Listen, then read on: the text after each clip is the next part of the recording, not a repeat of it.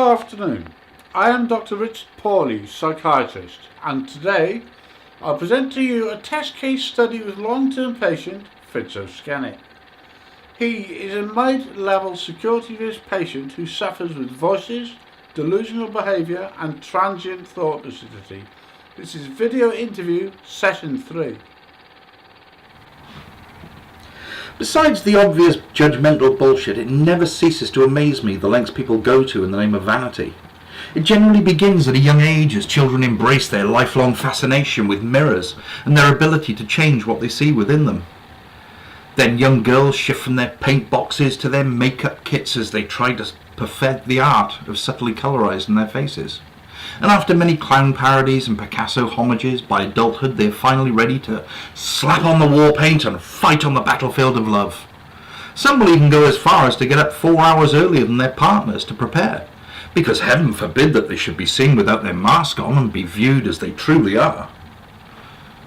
I mean, the same can be said of hair, which also seems to play a huge part in the vanity game. Some just can't leave the house unless their hair looks perfectly sculptured and unnatural, all the while checking their appearance in any reflective surface they pass throughout the day, devastated if even one hair is facing the wrong way or out of place.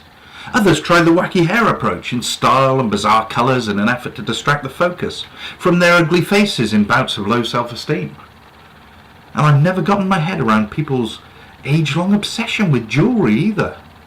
I mean, to my mind, no amount of decorative metals is going to make you any more attractive.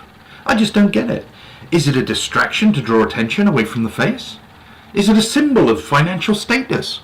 When we see pierced nipples, are we to think, "There be gold in them there hills," before we load up our asses in pursuit of it?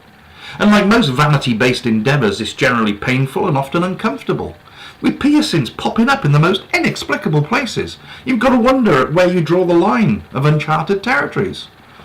I mean, ears. Okay, I can get on board with that to a degree. It's been going on for centuries, so who am I to argue? But multiple ear piercings? Just seems a tad excessive to me and not in the slightest bit flattering. Nose piercings, I personally feel, have all the charm of large pimple or boils on the outer nostril. Tongues, what the fuck is that about? People say, oh, it's sexual. Oh, it enhances pleasure. Oh yeah, nothing gets me going and revs my engine like a large steel bolt forced through my tongue. Loving the extreme pain, the temporary speech impediment, and all my food tasting like blood. Can't get enough of that.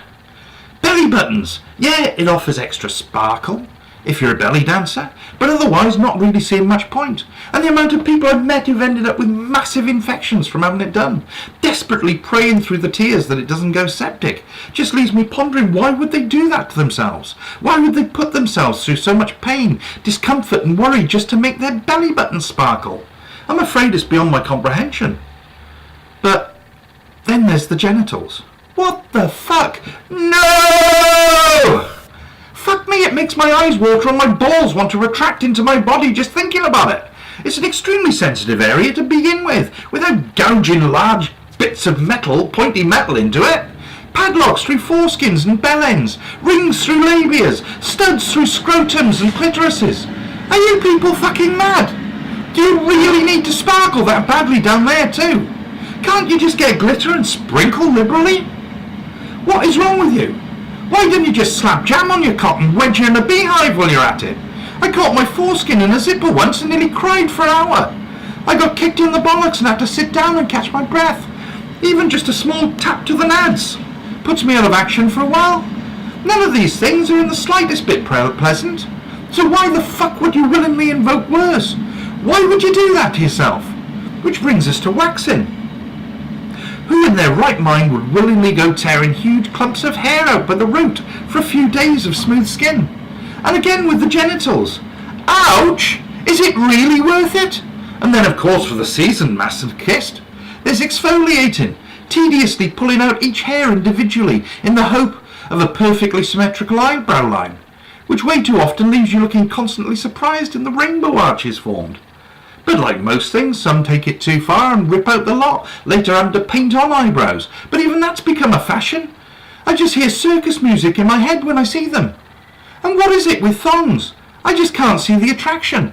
Personally, I can't think of anything more uncomfortable or unattractive than flossing your ass every time you bend over. And they really can't be hygienic, collecting sweat and methane as it sends farts off in twin jets either side of it. And can you imagine reaching the bottom of your underwear drawer to find the thong is all that's left clean on the day you have the worst piles flare up in recorded history? Eek! You might as well spread your arse cheeks either side of a cheese grater and repeatedly slide up and down its length before liberally spreading deep heat over it. Be a real toe curler, wouldn't it? Howling? Fuck me, that would be an extreme understatement. And then there's cosmetic surgery. Nose jobs, cheekbones and jaw. Pretty much amounts to break 'em, chip 'em and reset 'em. Kinda leaves them looking bruised and battered, like they've gone 10 rounds with a particularly vicious world boxing champion. Tummy tucks amounts to jab into the flesh with a vacuum hose, pump and suck out the fat until you can see your genitals without having to look in a mirror. Again with severe bruising. Boob jobs. Cut under the breast line, insert silicone pouches and pray to God that they don't burst and poison your blood. Designer vaginas. What the hell? It's not like you women have to look at it anyway. Ladies, trust me, unless your flaps are bouncing off your knees, men are still going to want to shag you. I mean, how do you even describe what you want to the surgeon? Oh, nothing too drastic, just a little off the sides, please. Oh, and I'll have one of those pine-scented air fresheners for that new vag smell. Don't even get me started on these so-called self-appointed fashion gurus. Some superficial bitch tearing into someone for how they look, and people flock like sheep and hang on to their every word. Unfucking believable. I might be wrong, I really don't know anymore. But if you verbally abuse someone and reduce them to tears over their appearance, isn't that tantamount to bullying? And shocking that it's considered entertainment? She's black, lesbian and disabled. Why didn't you victimise her about that too, you stuck-up, shallow, venomous bitch? I mean, what is the PC message here? It's okay to be intolerant of people based on their appearance and their clothes they wear, providing they don't belong to a minority group? It makes me sick. It really does. And what would happen to these shallow bastards if the world hit a huge natural disaster? What use would they be in the salvation of humanity? Would their contribution be to tell you that the rags you're wearing are not colour coordinated? To tell you that the ash and blood in your hair and on your skin are not a good look for you? They would be fucking useless. They would serve no purpose beyond food stock if things really got that bad. Is superficial appearance really so important? Our surface looks really that imperative that we should embrace every fashion fad? Have we really become that shallow as a species that we dismiss substance and depth in favour of pursuing external beauty? A truly sad day indeed, if this really is the case.